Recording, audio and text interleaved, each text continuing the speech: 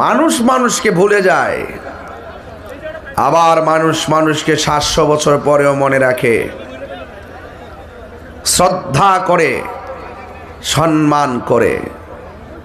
আমরা হারিয়ে যেতে চাই না। আমরা রহমতপুর বদরগঞ্জের মানুষ, আজীবন মানুষের হৃদয়ে সুনামের সাথে থাকতে চাই।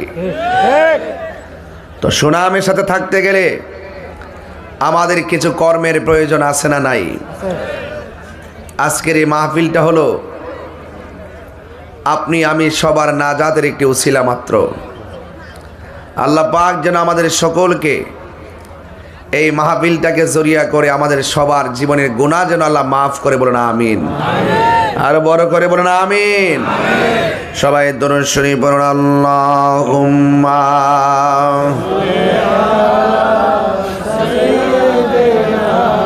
মাওলানা মুহাম্মদ ওয়া আলা আলি মাওলানা মুহাম্মদ লা ইলাহা ইল্লাল্লাহ লা ইলাহা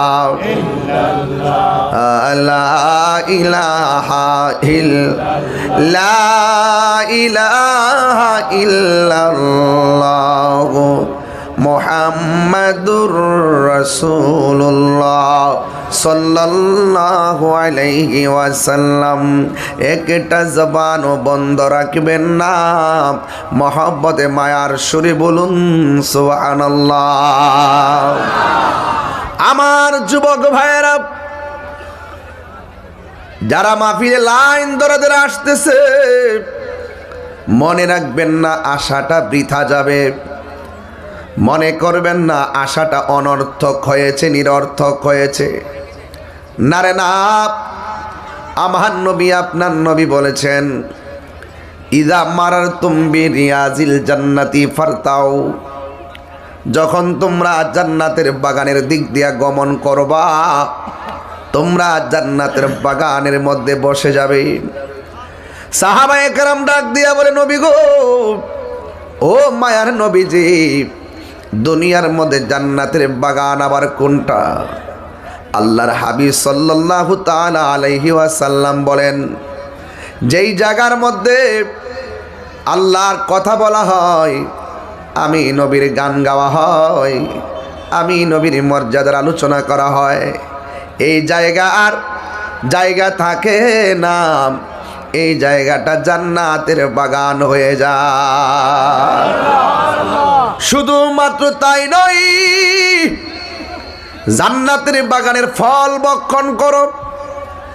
জিজ্ঞাসা করা হয়, নবী গো, জান্নাতের বাগানের ফল আবার কোনটা? আল্লাহর হাবিব বলেন, ওই মজলিসের মধ্যে বসে বসে মাঝে মাঝে যে সুবহানাল্লাহ পড়বে, মাঝে মাঝে যে আলহামদুলিল্লাহ পড়বে, মাঝে মাঝে তাসবিহগুলা যে পড়বে, এই তাসবিহগুলো হয়ে গেল জান্নাতের বাগানের ফল। এ বন্ধু, এই জান্নাতের বাগানে 72 দল থেকে অনেক লোক এসে গেছে।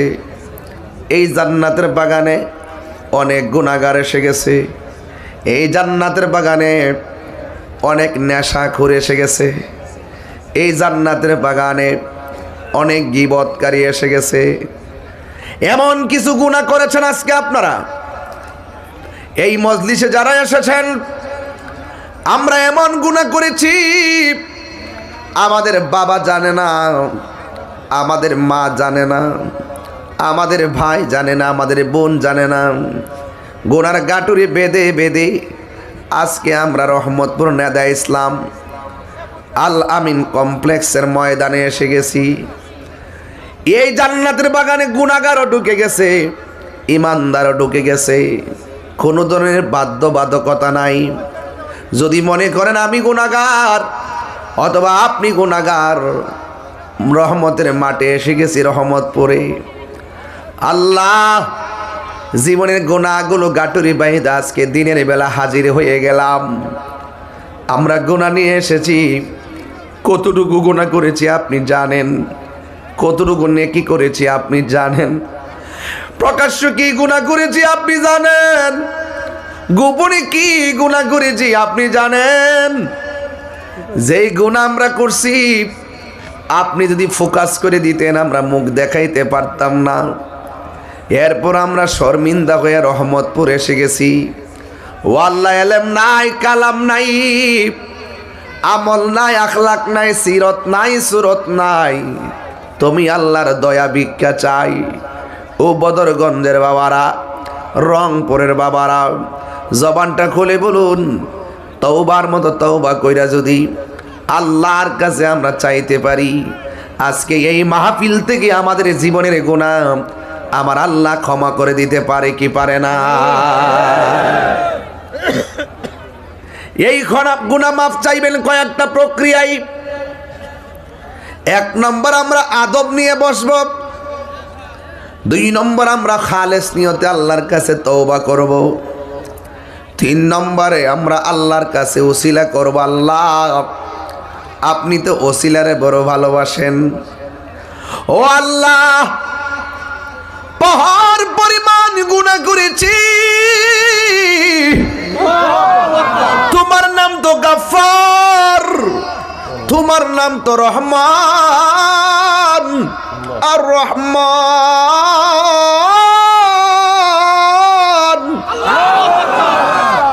দয়ার মালিক কে? তুমি রহমান, তুমি রহিম, তুমি গফফার, তোমার কাছে দয়া ভিক্ষা চাই।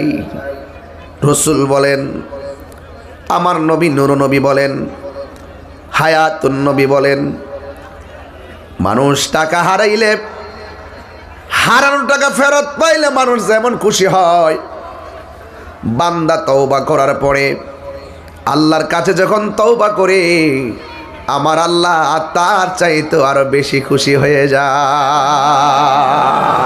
হাত তোলেন, হাত তোলেন, হাত তোলেন, 2টা হাত তোলেন। আমার বাবারা, আপনারা কি কষ্ট পাইতেছেন? আমি ঠান্ডা মেজাজে ওয়াজ করতেছি, কষ্ট হইতেছে আপনাদের? একটা সওয়াব নিব এখন, সওয়াব। হাত সোজা করেন। এখানে একটা এতিমখানা আসেনি, কতক্ষণ আসেনি? যারা এখন আসছেন সবাই বিসমিল্লাহ করে পকেটে হাত দিবেন। পকেটে হাত দিয়ে যে যা পারেন তাই হাতে রেডি রাখেন। আমার ছেলেরা আসলে দিয়ে দিবেন, কারণ দানশীল ব্যক্তি আল্লাহর বন্ধু, আর আল্লাহর বন্ধুদের কোনো টেনশন নাই। কথা বলেন ঠিক কিনা?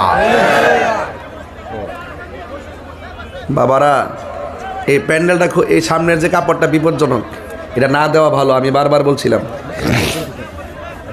এটা দিলে শুধু এই জায়গাটাই ফলো করে, এর বাইরে জানা বলছেন। এই জন্য আমি না করছিলাম, বলছিল শুধু এই জায়গাটা দেওয়ার জন্য, আর বাকি সব খোলা, তাইলে ভালো হইতো। যাই হোক, এটা আগামীতে ইনশাল্লাহ এর পরিবর্তন হবে ইনশাল্লাহ। না, এত জোরে না। পকেটে হাত দিয়েছেন আপনারা, দেন না 5 টাকা, অসুবিধা আছে? এই 5 টাকা দিলে সংখ্যায় 5 হতে পারে, কিন্তু হাসরের মাটি এটা উহুদ পাহাড় হয়ে যাবে। as-sakhi ও হাবিবুল্লাহ, দানশীল ব্যক্তি আল্লাহর বন্ধু।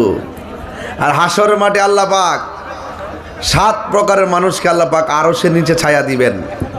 এর মধ্যে এক শ্রেণী হলো দানশীল ব্যক্তি। জোরে কন্যা সুবহানাল্লাহ। সবাই পকেটে হাত দিছেন, এখন প্রথম আপনারা দিয়ে দেন। এরপর লাস্টে যারা আসবে এদেরকে শরীক করবো ইনশাল্লাহ। অনেক মা বোনরাও আসছে মাহফিলে, না? মা বোনদের প্যান্ডেলে আপনারা কিছু লোক পাঠিয়ে দিয়েন, মা বোন সিলেক্ট করে দেন যেন তারাও দানটা করতে পারে। বেহেশত নারী পুরুষ সবার জন্য। কথা বলেন ঠিক কিনা? আরো বড় করে বলেন ঠিক কিনা?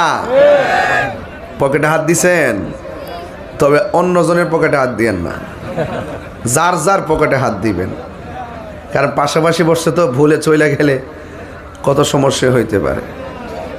দেন, সবাই দেন, বিসমিল্লাহ করে দেন, একদম মুট করে রাখেন, সব দিয়ে দিবেন। পরে আমি হাত তুলবো, দেখবো কে কে দিয়েছেন। আমার এক বাবা দিয়ে দিয়েছেন, মাশাআল্লাহ। আরো জোরে মারহাবা কন। আল্লাহ আপনি কবুল করেন। ব্যাগ নিয়ে যান। সবাই দরুদ শরীফ পড়েন। আল্লাহুম্মা